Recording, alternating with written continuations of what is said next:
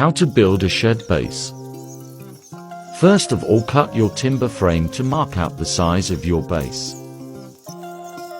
Once we have it marked out, we start to lift the old flags. Now we start to get a level to our frame.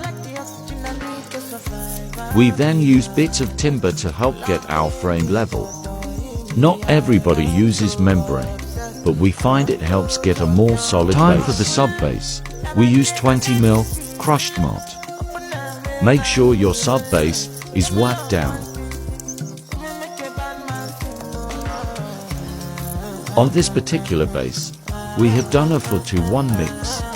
For parts ballast, 1 part cement. Then it's just a matter of getting your base level.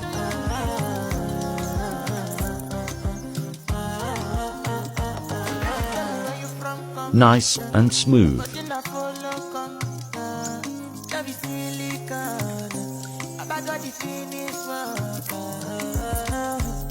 If you have watched it this far, please comment on how much you think it cost.